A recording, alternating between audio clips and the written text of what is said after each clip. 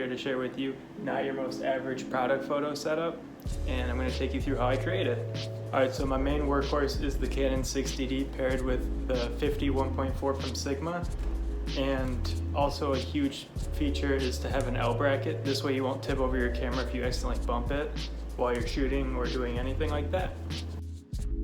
Alright, so this is sort of like what you would see in like the forest. You'd get like the pine tree with the pine cone. I normally set the product like right here, so you can't see the fact that it's fake. And then I just put ivy as like a filler, and then this moss backdrop so it doesn't look like it's in a studio setting. Alright, this is the back of the camera. I like the way that the shot looks. I'm trying to go with as little editing as possible so I save myself time.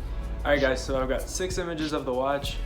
They're all at different focus points. I'm going to show you how to take them from Lightroom to Photoshop and stack them all into one cohesive photo so you get the proper focus throughout the image.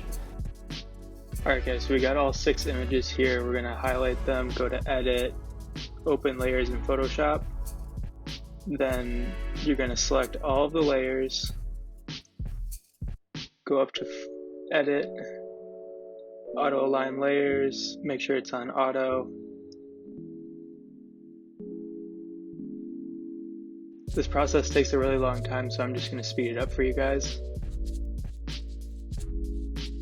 Alright, so the next step is you're going to go to Edit, then back down to Auto Blend Layers, then Auto Stack, hit OK.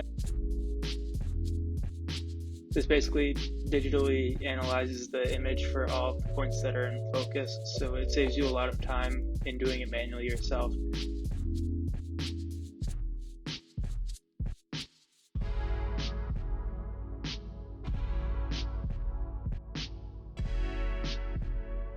So then you just want to save, and then you'll see it pop back up. It'll be the 7th image in Lightroom.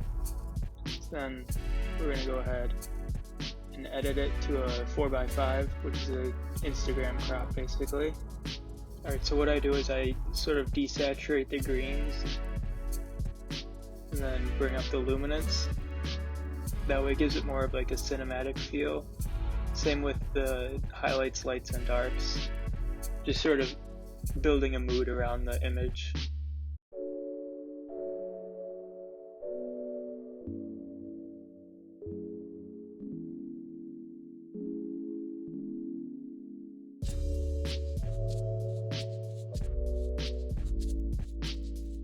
I like to always remove the chromatic aberrations, that way you don't get that purpley cast with like a highly reflective thing such as a watch face.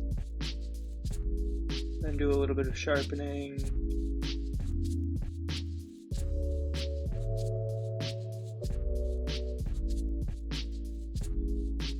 And a little bit of clarity enhancing.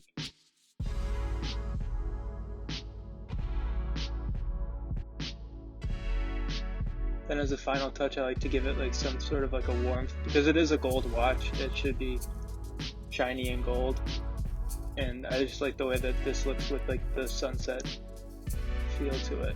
At the end, I'll share an image